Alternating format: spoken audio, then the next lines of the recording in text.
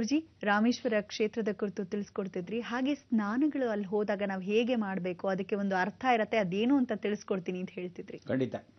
ಈ ರಾಮೇಶ್ವರ ಸ್ನಾನಕ್ಕೆ ನಾವುಗಳು ಹೋಗಬೇಕು. ಮೊದಲಾಗಿ ಕ್ಷೇತ್ರ ಮಹಿಮೆಯ ಕ್ಷೇತ್ರ ದರ್ಶನಕ್ಕೆ ಆ ದೇವತೆಗಳನ್ನ ಸ್ವಾಗತ ಮಾಡೋಣ. ಬನ್ನಿ ವೀಕ್ಷಕರೇ.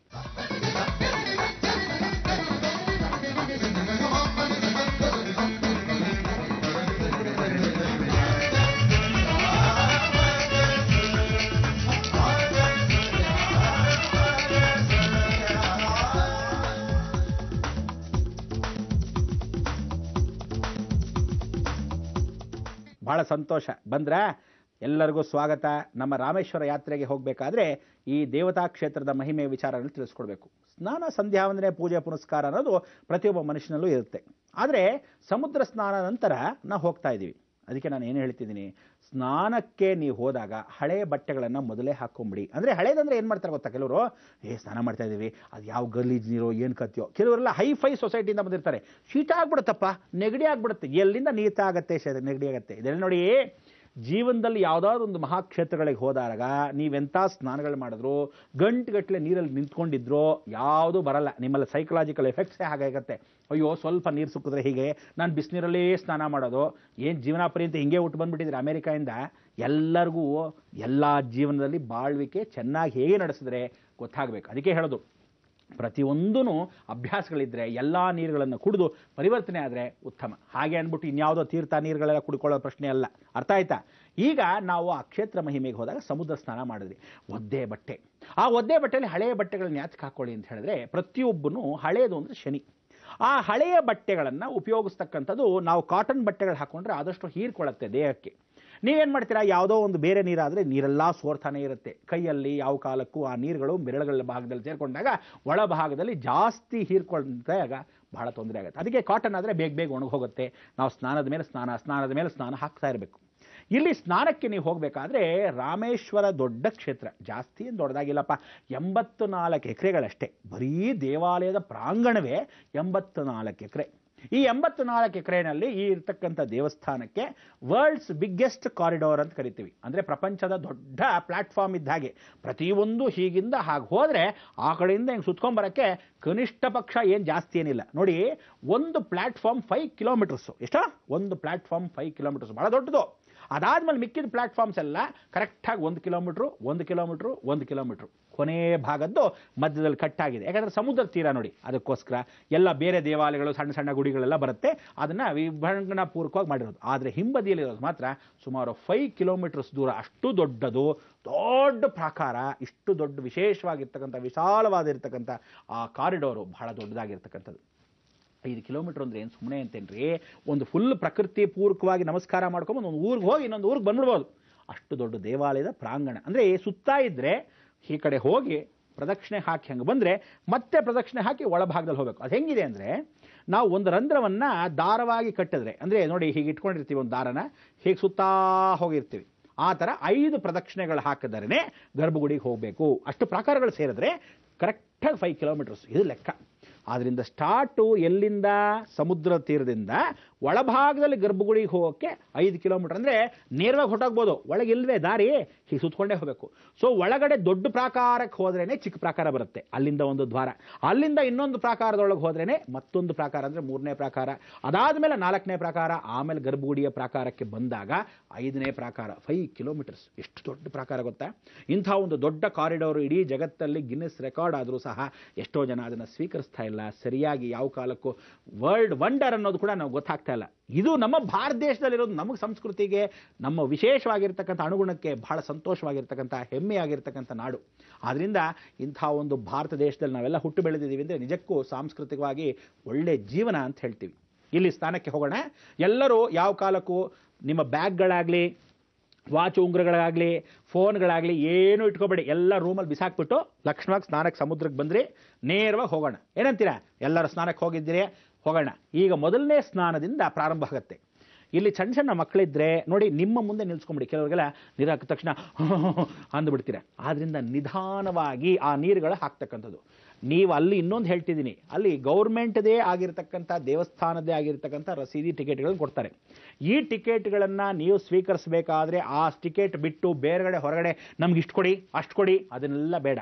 ನೀರುಗಳನ್ನು ಅವರು ಹಾಕಬೇಕಾದ್ರೆ ಮೊದಲೇ ಕಂಡೀಷನ್ ಆಗಿ ಮಾತಾಡ್ಬಿಡಿ. ಈಗಲೇ ಹೇಳಿದ್ದೀನಿ, ಅಲ್ಲಿ ಯಾವ ಕಾಲಕ್ಕೂ ನಾನು ಕಳಿಸ್ಕೊಟ್ಟೆ ಅಥವಾ ಇನ್ನೊಬ್ರು ಕಳಿಸ್ಕೊಟ್ಟೆ ಅಂತ ಬೇರೆಯವ್ನು ಬೇಳೆ ಬೇಯಿಸ್ಕೊಂಡ, ನನಗದಕ್ಕೂ ಜವಾಬ್ದಾರಿ ಇಲ್ಲ. ನಾನೇನೋ ಕ್ಷೇತ್ರ ಮಹಿಮೆ ಹೋಗಿ ಬನ್ನಿ ಅಂತಿದ್ದೀನಿ ಹೊರತು ಅವರು ಇವ್ರು ಕಳಿಸ್ಕೊಟ್ರೆ ಸ್ವಲ್ಪ ಎಕ್ಸ್ಟ್ರಾ ಕೊಡಿ ಅಂತಾರೆ ಬೇಕಾದ್ರೆ. ಆದ್ರಿಂದ ನೋಡಿ, ಇವರು ಗುರುಗಳು ಅಲ್ಲಿಂದನೂ ಎಕ್ಸ್ಟ್ರಾ ತೊಗೊತಾ ಇದ್ದಾರೆ ಅಂತ ಏನಾದರೂ ಅಂದರೆ ನನ್ನ ಹಣೆ ಬರ ನಿಮಗಿನ್ನೂ ಗೊತ್ತಿಲ್ಲ. ನಾನೇನಿದ್ರು ಫ್ಯಾಕ್ಸ್ ಮೇಲೆ ಹಣೆ ಬರ ಕಳಿಸ್ತಿರ್ತೀನಿ, ನಿಮ್ಗೆ ಗೇವ್ರೇ ಗತಿ. ಆದ್ರಿಂದ ಈ ಕರ್ಮಗಳಿಗೆ ನಾನು ಯಾವ ಕಾಲಕ್ಕೂ ಹೊಣೆ ಅಲ್ಲ. ಜೀವನದಲ್ಲಿ ನಿಮ್ಮ ಕರ್ಮವನ್ನು ಕಳೆಯೋಕ್ಕೆ ಒಂದು ಕ್ಷೇತ್ರ ಮಹಿಮೆ ಕಳಿಸಿದಾಗ ಪ್ರತಿಯೊಬ್ಬರಿಗೂ ಹೇಳ್ತಾ ಇದ್ದೀನಿ, ಯಾವ ಕ್ಷೇತ್ರಕ್ಕೂ ಯಾವ ದೇವಸ್ಥಾನ ಅರ್ಚಕರಿಗಾಗಿಂದ ಹಿಡಿದು ಯಾವ ಸಿಬ್ಬಂದಿಗಳಿಗೂ ನನಗೂ ಸಂಬಂಧವಿಲ್ಲ.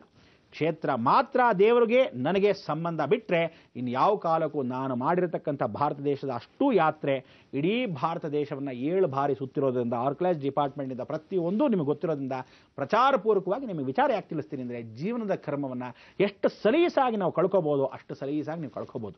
ಆದ್ದರಿಂದ ಯಾವ ಕಾರಣಕ್ಕೂ ಏನೇ ಹೇಳಿ ಏನೇ ಬಿಡಿ, ನಾನಂತೂ ಇದೇ ರೀತಿಯಾಗಿರ್ತಕ್ಕಂಥ ಜೀವನ ಹೀಗೆ ಇದ್ದೀನಿ, ಇವತ್ತಿಗೂ ಇದ್ದೀನಿ, ನಾಳೆನೂ ಅದೇ ರೀತಿಯಾಗಿರೋಕ್ಕೆ ಆ ಯಶಸ್ಸು ಕೀರ್ತಿಗೆ ಜಗನ್ಮಾತೆ ಜೊತೆ.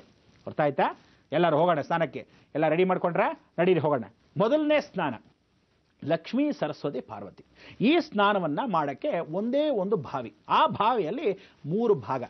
ಈ ಲಕ್ಷ್ಮೀ ಸರಸ್ವತಿ ಪಾರ್ವತಿ ಸ್ನಾನವನ್ನು ಏನಕ್ಕೆ ಇಲ್ಲಿ ಮಾಡೋಕ್ಕೆ ಬಂದರು? ರಾಮೇಶ್ವರ ಕ್ಷೇತ್ರದಲ್ಲಿ ಪರಮೇಶ್ವರನ ಹೆಂಡತಿ ಅರ್ಧಪತ್ನಿ ಆಗಿರ್ತಕ್ಕಂಥ ದುರ್ಗಾಂಬಿಕಾ, ತದನಂತರ ಲಕ್ಷ್ಮಿ ಅಂದರೆ ಅವನಿಗೆ ವಿಶೇಷವಾಗಿರ್ತಕ್ಕಂಥ ಅನುಗುಣ, ಸಾಕ್ಷಾತ್ ಅವನಿಗೆ ಆ ಸರ್ಪಯೋಗವನ್ನು ಕೊಟ್ಟಿರೋದು. ಲಕ್ಷ್ಮಿಗೆ ಭಾಳ ಮಡಿ ಅಂತ ಕರಿತೀವಿ. ಸರ್ಪಯೋಗದಲ್ಲೇ ಕೂತ್ಕೊಂತಾಳೆ, ಅಂದರೆ ಹಾವಾಗಿ 5 ಅಡಿ ಹಾವಾಗಿ ಕೂತ್ಕೊಂತಾಳೆ.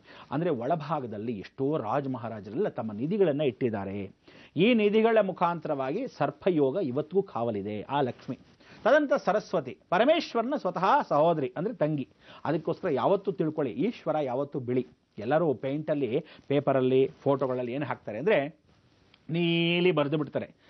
ಹೆಸರು ಸಹಸ್ರನಾಮದಲ್ಲೂ ಅಷ್ಟೇ, ಅವನ ಹೆಸರು ಅಷ್ಟೇ, ಶ್ವೇತಾಂಬರ ಅಂತ ಕರೀತಾರೆ. ಆ ಶ್ವೇತಾಂಬರ ಅಂದರೆ ನಾನು ಬಿಳಿಯಾಗಿದ್ದಾನೆ. ನೀಲಕಂಠ, ನಿಜ, ನೀಲಿಯಾಗಿರೋ ಕಂಠ ಮಾತ್ರ ನೀಲಿ ಹೊರತು ದೇಹವೆಲ್ಲ ನೀಲಿ ಅಲ್ಲ. ಅರ್ಥವಾಯ್ತಾ? ಸಹೋದರಿಯಾಗಿರ್ತಕ್ಕಂಥ ಸರಸ್ವತಿ ಶ್ವೇತಾರ್ಕ, ಅದಕ್ಕೆ ಅವಳು ಸಹೋದರಿಯಾಗಿರೋದ್ರಿಂದ ಸಾಕ್ಷಾತ್ ಲಕ್ಷ್ಮೀ ಸರಸ್ವತಿ ಪಾರ್ವತಿ 3 ಶಕ್ತಿಗಳು ಏಕಕ್ರಿಯತೆಯಿಂದ ಪೂರ್ವಾಭಿಮುಖಕ್ಕೆ ಸ್ನಾನ ಮಾಡಬೇಕು. ನೀವು ಒಳಗೆ ಸ್ನಾನ ಮಾಡಬೇಕಾದ್ರೆ ಕಂಡೀಷನ್ಸ್ ಮೊದಲೇ ಹೇಳ್ಬಿಡಿ. ಒಬ್ಬನಿಗೆ 1 ಬಕೆಟ್ ನೀರು, ಯಾಕಂದ್ರೆ ಎಲ್ಲರಿಗೂ ರಸೀದಿ ತೊಗೊಂಡಿರ್ತೀರ, ಒಂದೊಂದು ರಸೀದಿಗೆ ಒಬ್ಬನಿಗೆ 1 ಬಕೆಟ್ ಸ್ನಾನ. ಅವನೇನು ಮಾಡ್ತಾನೆ ಗೊತ್ತಾ? ಒಂದೇ ಬಕೆಟ್ ತೆಗೆದುಬಿಟ್ಟು 3 ಜನಕ್ಕೆ ಹಾಕ್ಬಿಡ್ತಾನೆ. ಆಯ್ತು ಅಂತ ಬಿಡ್ತಾನೆ. ನೀವು ಹಾಗೆಲ್ಲ ಮಾಡ್ಕೋಬೇಡಿ. ನಿಧಾನವಾದರೂ ಭಾಳ ಚೆನ್ನಾಗಿ ಸ್ನಾನ ಮಾಡಿ. ಯಾಕೆಂದರೆ ಜೀವನ ಪರ್ಯಂತ ಯಾವ ಕಾಲಕ್ಕೂ ತಿರುಗಿ ಸ್ನಾನಕ್ಕೆ ಹೋಗ್ತಿರೋ ಬಿಡ್ತಿರೋ ಗೊತ್ತಿಲ್ಲ. ಒಂದು ಸರಿ ಜೀವನದಲ್ಲಿ ಒಂದು ಸರಿ ಸ್ನಾನ. ಆ ಸ್ನಾನವನ್ನು ನಾವುಗಳು ಎಷ್ಟೋ ಸರಿ ಮಾಡಿಬಿಟ್ಟಿದ್ದೀವಿ. ನೀವುಗಳು ಮಾಡೋಕ್ಕೆ ಖಂಡಿತ ಎಷ್ಟೋ ಜನಕ್ಕೆ ಆಸೆ ಇರುತ್ತೆ. ಆದರೂ ಪಾಪಕರ್ಮಗಳು ತೊಳೆಯೋದ್ರಿಂದ ನೀವು ಸ್ನಾನ ಮಾಡುವಾಗ ದಯವಿಟ್ಟು ಓಂ ನಮಃ ಶಿವಾಯ ಮಾತ್ರ ಬಿಡಬೇಡಿ. ಯಾಕೆಂದರೆ ಪರಮೇಶ್ವರನ ಯಾತ್ರೆಗೆ ಆ ಸ್ನಾನ ಮಾಡೋವರೆಗೂ ಆ ಪಂಚಾಕ್ಷರಿ ಒಂದು 5 ಪಂಚಭೂತಗಳು ದೇಹದಲ್ಲಿರ್ತಕ್ಕಂಥ ನೀರಿನಂಶ ಒಳಭಾಗದಲ್ಲಿ ಯಾವುದೇ ಕಾರಣಕ್ಕೂ ಇನ್ಫೆಕ್ಷನ್ಸ್ ಆಗದೇ ಇದ್ದ ಹಾಗೆ, ಯಾಕೆಂದರೆ ಎಷ್ಟೋ ಯುಗದ್ದು ಆ ನೀರು ಆಗಿರೋದ್ರಿಂದ ನೀವು ಓಂ ನಮಃ ಶಿವಾಯ ಅಂತಾನೇ ಇರಿ. ಆ ಸ್ನಾನವನ್ನು ನೀರು ಹಾಕ್ತಾರೆ. ತಲೆ ಮೇಲೆ ಹಾಕ್ತಾ ಬಂದಾಗ ಒಂದು ಸ್ನಾನ ಆದ ತಕ್ಷಣ ಇನ್ನೊಂದು ಸ್ನಾನ. ಅದಕ್ಕೆ ನೀವೇನು ಮಾಡಿ, ನಿಮ್ಮ ಮಕ್ಕಳನ್ನ ಚಿಕ್ಕ ಮಕ್ಕಳಿದ್ರೆ ನಿಮ್ಮ ಮರೆಯಲ್ಲಿ ಇಟ್ಕೊಳ್ಳಿ. ನಿಮಗೆ ನೀರು ಬಿದ್ದಿರೋದು ಅವರು ಸಮೇತವಾಗಿ ಬೀಳುತ್ತೆ. ಪ್ರತಿಯೊಬ್ಬರಿಗೂ ಆ ನೀರು ಬೀಳುತ್ತೆ. ಅದಾದ ಮೇಲೆ ನಿಮ್ಮ ಕೈಯಲ್ಲಿ ಪ್ರತಿಯೊಬ್ಬರು, ಅಂದರೆ ಒಂದು ಕುಟುಂಬಕ್ಕೆ ಒಂದು ಜಾರೋ ಅಥವಾ ಒಂದು ವಾಟರ್ ಬಾಟ್ಲೋ ಅಥವಾ ಒಂದು ಯಾವುದಾದ್ರು ಜಗ್ಗೋ ಇಟ್ಕೊಂಡ್ಬಿಟ್ಟಿರಿ. ಯಾಕೆ ಗೊತ್ತಾ? ನೀರನ್ನು ಸ್ನಾನ ಮಾಡುವಾಗ ಆ ಮೊದಲನೇ ಕೊಳದ ಸ್ನಾನ ಒಂದು ನೀರಲ್ಲಿ ಸ್ವಲ್ಪ ಸೇರ್ಪಡೆ ಮಾಡ್ಕೊಳ್ಳಿ. 2ನೇ ಕೊಳಕ್ಕೆ ಹೋದ್ರೆ 2ನೇ ಕೊಳದ ನೀರು ಸ್ವಲ್ಪ ಶೇಖರಣೆ ಮಾಡ್ಕೊಳ್ಳಿ. ಹೀಗೆ 22 ತೀರ್ಥಗಳನ್ನು ಶೇಖರಣೆ ಮಾಡ್ಕೋಬೇಕು. ಯಾಕೆ ಏನು ಅಂತ ಆಮೇಲೆ ಹೇಳ್ತೀನಿ. ಮೊದಲಾಗಿ ಪಾರ್ವತಿ ದರ್ಶನ, ಪಾರ್ವತಿ ಕ್ಷೇತ್ರದ ಅಲಂಕಾರ ದರ್ಶನ, ನಮಸ್ಕಾರ ಮಾಡ್ಕೊಳ್ಳಿ. ಪಾರ್ವತಿ ದೇವಿ ಹಿಂದ್ಗಡೆ ನೋಡಿ ವಿಗ್ರಹ ಇರುತ್ತೆ, ಅಲ್ಲಿ ನಮಸ್ಕಾರ ಮಾಡ್ಕೊಂಡು ಆ ತೀರ್ಥವನ್ನು ಹಾಕ್ಕೊಳ್ಳಿ. ಲಕ್ಷ್ಮೀನ ನೋಡಿ ಅವಳ ನಮಸ್ಕಾರ ಮಾಡ್ಕೊಳ್ಳಿ. ಆ ಪೂರ್ವಾಭಿಮುಖಕ್ಕೆ ಲಕ್ಷ್ಮೀ ಸ್ನಾನವನ್ನು ಮಾಡಿ. ತದನಂತರ ಸರಸ್ವತಿ. ಇವರು 3 ಜನ ಆದಮೇಲೆ ಸಪ್ತಮಾತೃಕ ತೀರ್ಥ ಪಕ್ಕಕ್ಕೆ ಹೋಗೋಣ. ಆ ಪಕ್ಕಕ್ಕೆ ಒಳಭಾಗದಲ್ಲಿ ಹೋದರೆ ನೀರು ಜಾರತ್ತೆ, ಹುಷಾರ್. ಎಲ್ಲರೂ ಸ್ನಾನಗಳ ಮಾಡಿ ಮಾಡಿ ಮಾಡಿ ಎಷ್ಟೋ ಯುಗದಿಂದ ಪಾಚಿಗಳು ಕಟ್ಟಿದೆ. ದೇವಸ್ಥಾನದೊಳಗೂ ಅಷ್ಟೇ ಆವರಣದ ಪೂರ್ತಿ ನೀರು ಹಬ್ಬಿ ಸಾಧಾರಣವಾಗಿ ನೀರು ಎಷ್ಟು ಸಲ ಸ್ನಾನ ಮಾಡ್ತಾ ಇದ್ರೆ ಮುಚ್ಚಿಟ್ಟ ದೇವಸ್ಥಾನ, ಕಲ್ಲಿನ ದೇವಸ್ಥಾನ ಏನಾಗುತ್ತೆ ಹೌದಾ, ಗಪ್ಪಂತ ವಾಸನೆ ಹೊಡೆಯುತ್ತೆ ಹೌದಾ. ಆದರೆ ಇವತ್ತಿನ ದಿವಸ ಸರ್ಕಾರದವರು ಬಹಳ ಕೆಲಸಗಳು ಮಾಡಿ ಎಷ್ಟೋ ವಿಶೇಷವಾಗಿ ವೆಂಟಿಲೇಷನ್ಸ್ ಎಲ್ಲ ಮಾಡ್ತಾ ಇದ್ದಾರೆ. ಆದರೂ ಸಹ ಎಷ್ಟು ಮಾಡೋದು ಪ್ರಯತ್ನ ಅಂತೂ ಆಗ್ತಾ ಇದೆಯೇ ಹೊರತು ಸಾಧ್ಯವಾಗೋದಿಲ್ಲ. ಅಷ್ಟು ಲಕ್ಷಾಂತರ ಜನಕ್ಕೆ ಸ್ನಾನ ಅಂದರೆ ಒಂದು ದಿನಕ್ಕೆ 8 ಲಕ್ಷ ಜನ ಬರ್ತಾರೆ. ಇಡೀ ದೇಶಾದ್ಯಂತ ಅಷ್ಟು ಜನ ಬಂದು ಸ್ನಾನಗಳನ್ನು ಬೆಳಗ್ಗೆಯಿಂದ ಸಾಯಂಕಾಲದವರೆಗೂ 8 ಲಕ್ಷ ಜನ ಬಂದು ಹೋಗ್ತಾ ಇರ್ತಾರೆ. ಇದು ಸತ್ಯವಾದ ಘಟನೆ. ಅಂದರೆ ಅಕಸ್ಮಾತ್ ವಿಶೇಷಗಳೇನಾದರೂ ಇದ್ದುಬಿಟ್ಟೆ ಅಂತೂ 15-20 ಲಕ್ಷ ದಾಟತ್ತೆ ಅಂತ ಇವತ್ತವರೆಗೂ ಸಾಕ್ಷಿ ರೂಪ. ಅಷ್ಟು ಜನಗಳಿರ್ತಾರೆ. ಆದ್ದರಿಂದ ಈ ಲಕ್ಷಾಂತರ ಜನದಲ್ಲಿ ನಿಮ್ಮ ವಿಶೇಷವಾಗಿ ವಸ್ತುಗಳನ್ನೆಲ್ಲ ಒಳಗಿಟ್ಬಿಡಿ. ಬರೀ ಸ್ನಾನಕ್ಕೆ ಡ್ರೆಸ್ಗಳನ್ನ ಹಾಕ್ಕೊಳ್ಳಿ, ಕಾಣಿಕೆಗಳನ್ನ ಮಾತ್ರ ಜೊತೆಗೆ ಇಟ್ಕೊಳ್ಳೋಕ್ಕೆ ವ್ಯವಸ್ಥೆ ಮಾಡ್ಕೊಳ್ಳಿ. ಮಕ್ಕಳ ಸಮೇತ ಹೊರಡಿ. ಈಗ ಆಯಿತು. ನೆಕ್ಸ್ಟ್ ಒಳಭಾಗದಲ್ಲಿ ಸಪ್ತಮಾತೃಕೆ ದರ್ಶನ. ಒಳಗೆ ಹೋಗಿ ಆ ಸಪ್ತಮಾತೃಕೆಯ ಸ್ನಾನವನ್ನು ಮಾಡಬೇಕು. ಬ್ರಾಹ್ಮಿ, ವಾರಾಹಿ, ಕೌಮಾರಿ, ಇಂದ್ರಾಣಿ, ವೈಷ್ಣವಿ, ಮಾಹೇಶ್ವರಿ. ಇದು 7 ಬಾವಿಗಳಾಗಿದೆ. 7 ಬಾವಿಗಳ ಮಧ್ಯದಲ್ಲಿ ತುಳಸಿ ಕಟ್ಟೆ ಇರುತ್ತೆ. 7 ಬಾವಿಗಳ ಮಧ್ಯೆ ತುಳಸಿ ಕಟ್ಟೆ, ಅಲ್ಲಿ ಆಲದ ಮರ. ಇಲ್ಲಿ ಸ್ನಾನಗಳನ್ನು ನೀವು ಮಾಡ್ಕೊಂಡ್ಬರ್ಬೇಕು. ಅಲ್ಲಿ ಅವನೇನು ಮಾಡ್ತಾನೆ ಗೊತ್ತಾ, ಎಡಗಡೆಯಿಂದ ಕರ್ಕೊಂಡು ಹೋಗ್ತಾನೆ, ಈಸಿ ಆಗತ್ತೆ ಅವನಿಗೆ ಅಂತ. ನೀವು ಹಾಗೆ ಮಾಡಬಾರ್ದು, ಬಲಗಡೆಯಿಂದಾನೇ ಹೋಗಿ. ಯಾರಾದರೂ ಬೇರೆಯವ್ರು ನೀರು ಹಾಕ್ತಾ ಇದ್ರೆ ಅವ್ರ ಹತ್ರ ಹೋಗಿ ನಿಂತ್ಕೊಂಡ್ಬಿಡೋದಲ್ಲ. ನಿಮ್ಮ ಟೀಮು ನಿಮ್ಮ ಜೊತೆನೇ ಹೋಗಲಿ, ಇನ್ನೊಬ್ಬರು ಬರ್ತಾನೆ, ಅವನು ಹಾಕ್ತಾನೆ ನೀರು. ಕೊನೆಯದಾಗಿ ನಿಮ್ಮ ಸಂತೋಷಕ್ಕೆ ಏನಾದರೂ ಒಂಚೂರು ಕೊಟ್ಟರೆ ಸಂತೋಷ. ಅಷ್ಟೇ ಬಿಟ್ಟರೆ ದುಡ್ಡುಗಳನ್ನು ಭಾಳ ಜನ ಸುಲಿಗೆ ಮಾಡ್ತಾರೆ, ಹುಷಾರ್. ಆದ್ದರಿಂದ ಆ ಸ್ನಾನಕ್ಕೆ ಹೋಗಿ ಎಲ್ಲರೂ ಸ್ನಾನಗಳನ್ನು ಮಾಡ್ಕೊಂಡು ಬನ್ನಿ. ಒಂದೊಂದಾಗಿ 7 ಸ್ನಾನಗಳನ್ನು ಮಾಡ್ಕೋಬೇಕು. ಬ್ರಾಹ್ಮಿ, ವಾರಾಹಿ, ಕೌಮಾರಿ, ಇಂದ್ರಾಣಿ, ವೈಷ್ಣವಿ, ಮಾಹೇಶ್ವರಿ. ಈ 6 ಆದಮೇಲೆ ಚಂಡಿಕಾ ಅಂತ ಕೊನೆಯದಾಗಿ ಆ ಮಧ್ಯ ಬಿಂದುವಲ್ಲಿ ಚಂಡಿಕಾ. ಇಲ್ಲಿ ಬಂದು ಕಲ್ಯಾಣಿ ಒಳಗಿಳಬೇಕು, ಜಾರತ್ತೆ ಹುಷಾರು ಮೆಟ್ಲು, ಅವರು ಸ್ನಾನವನ್ನು ಹಾಕ್ತಾರೆ. ಸ್ನಾನ ಮಾಡ್ತಾರೆ. ಈಗ ಬಂದೆ.